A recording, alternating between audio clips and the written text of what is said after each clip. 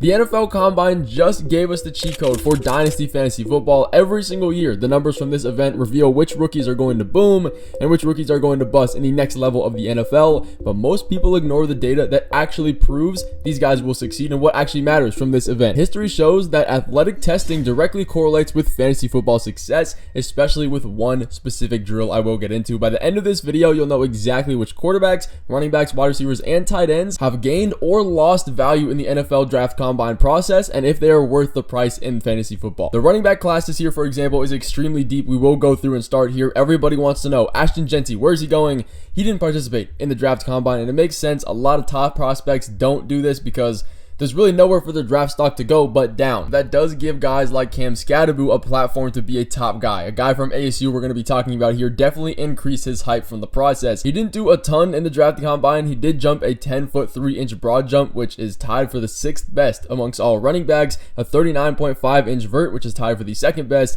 Those numbers are bumping his draft stock from what we saw in the combine, and it is deserved. This guy got more and more involved every single year at ASU in college, and he does catch a good amount of passes, which is a plus for fantasy football. He can be used in that part of the field. His expected draft stock in the NFL is going to be mid round 2 to 3, and this value puts him in fantasy football perspectives around running backs like James Conner, Tank Bigsby, and Najee Harris is the RB31 as far as Dynasty fantasy football goes.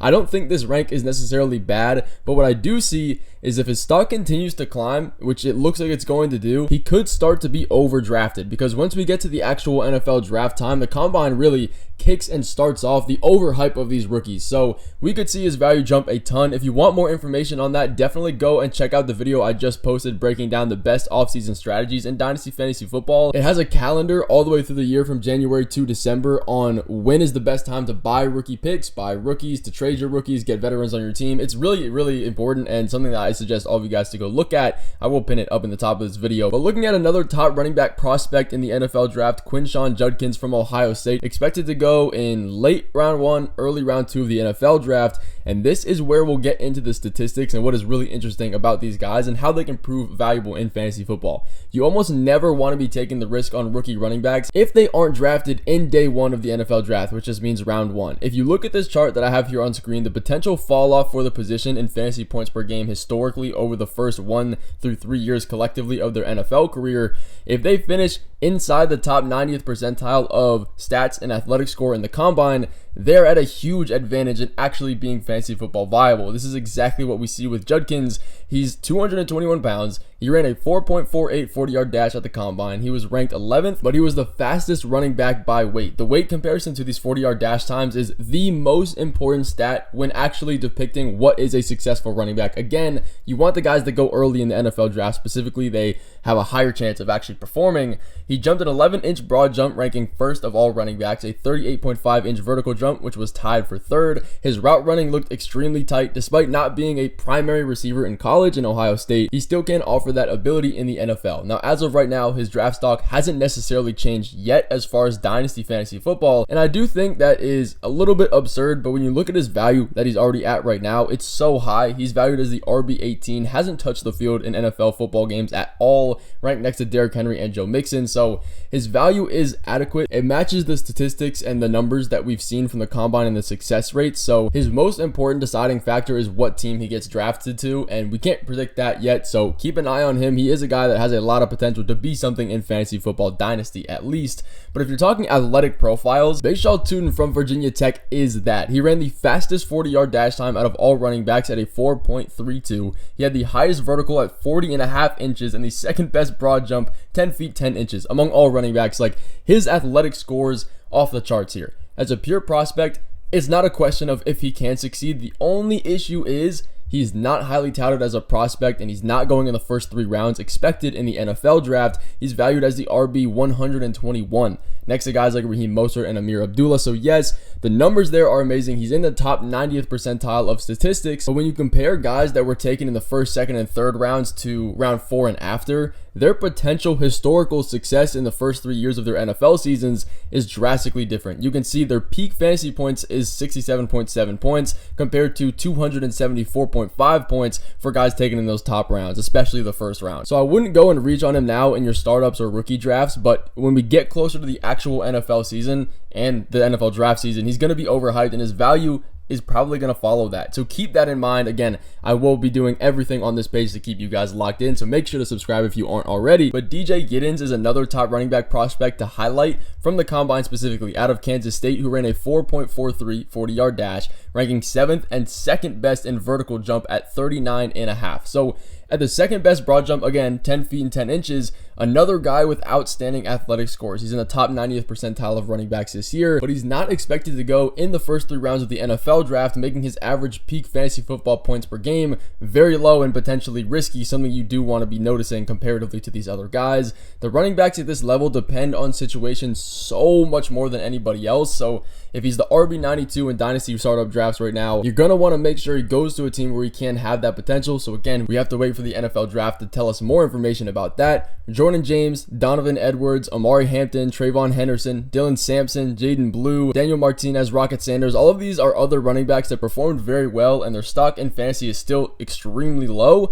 Again, these are names that aren't going to be going in the first 3 rounds and have a lot more risk. Just be aware for when the NFL draft comes around. But don't forget about the wide receivers and tight ends. These are extremely important positions. I will be going over them in a few minutes. Stick around for that. We want to be weeding out the good and the bad here. But the quarterbacks, this is where we can really set ourselves apart as far as a dynasty community. So you're going to want to scoot in a little bit for this one. Athletic scores. For quarterbacks, we can imagine they're not really as important. It's more about the accuracy, the throwing power, and what they can do with the ball in their hands. Starting with Jackson Dart out of Ole Miss, he was the best overall, in my opinion, from the combine. He was the most accurate quarterback in all routes. The deep balls especially were really good for him. He's expected to be the 3rd quarterback off the draft board in the NFL in the 2nd round, about there. He is valued as the quarterback 27 in Dynasty Fantasy Football, and he has the best odds to survive a starting job in the next 5 years outside of the top prospects like Cam Ward or Shedeur Sanders even. That's a little bit risky for me still, but I don't really like this quarterback class in general. Quinn Ewers had a decent day throwing the ball at the combine as well. His short accuracy is 100% there. The out routes were really good. The deep balls again were another positive.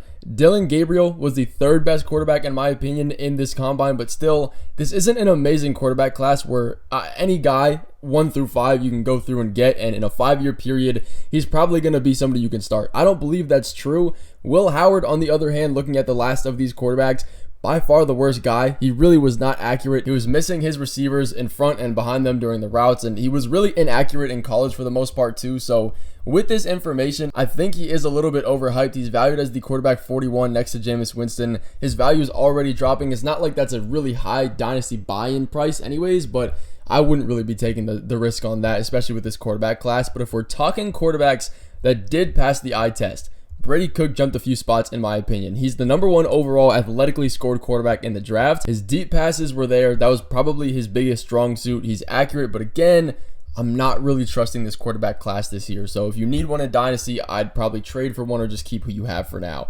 Unfortunately, we didn't get a lot of top tight ends performing like Tyler Warren or Loveland. These are the guys that we want to be seeing, but again, they're top prospects. Their value can really only go down if they do something wrong in the combine. But sleepers were 100% born from the tight end class, especially these athletic guys. There is a real teller here with these statistics and what we saw in the combine. Day 1 and day 2, tight ends in the 90th percentile or higher in athletic score is the sweet spot for the position. Unlike running backs, you can actually get round 2 and 3 guys that can perform at the same level. So you don't have to reach an insane amount on these tight ends. As long as you are above the 75th percentile in athletic score from the combine, you are perfectly fine. And this is the tight end class that is extremely deep. So if you're hurting at that position and you just want to take a shot on a tight end in the draft, this is going to be a spot for you to do it. And Mason Taylor from LSU is going to be the first guy that I have my eye on this early in the process. He didn't participate in the testing, but he did do the field work, and it was absolutely solid. He is one of the better route runners in college football at the position, and he's valued at the tight end 48 with dynasty value dropping, which is kind of interesting. He's expected to be a round 3 guy. I definitely do think that he's a deeper sleeper we can go and note down for the regular season when it gets closer. If you're looking at athletic scores too, Terrence Ferguson is going to be the guy for you. I mean, this guy is number 1 in 40-yard dash, running a 4.63.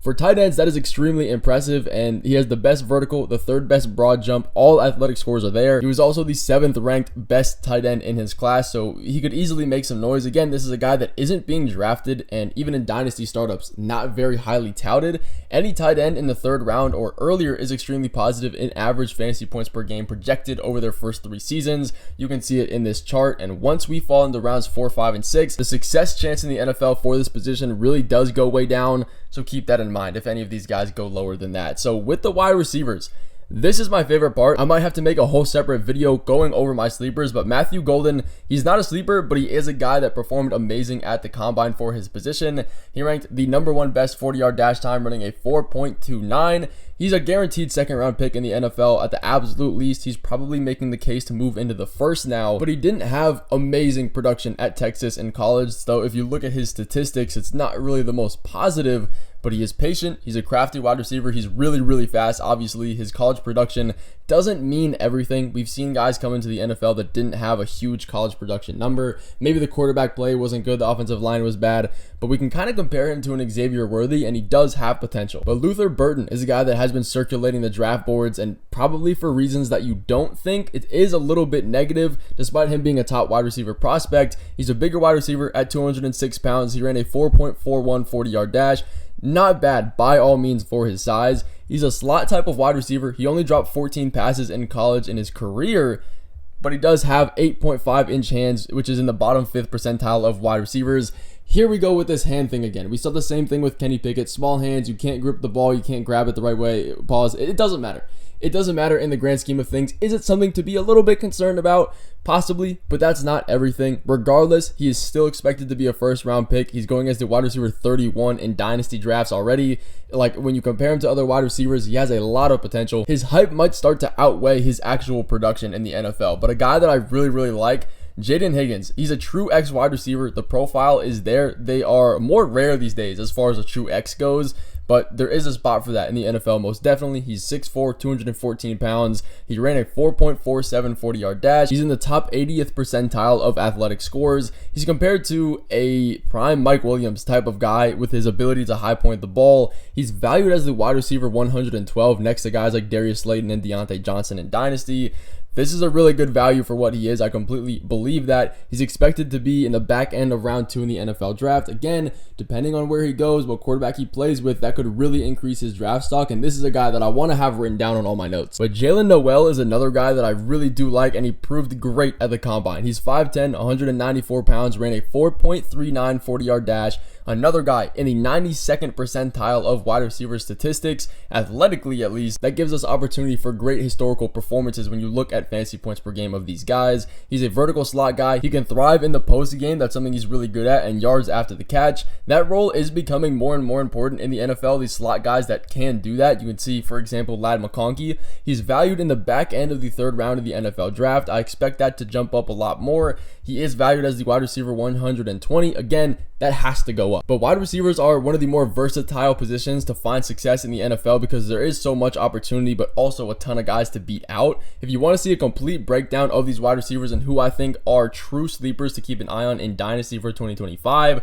please go down and like this video. It does let me know that I'm doing good and you want to see the next things coming. That is going to finish off this video though. Thank you guys so much for watching this. All glory to the man above. I will see you in the next one coming soon.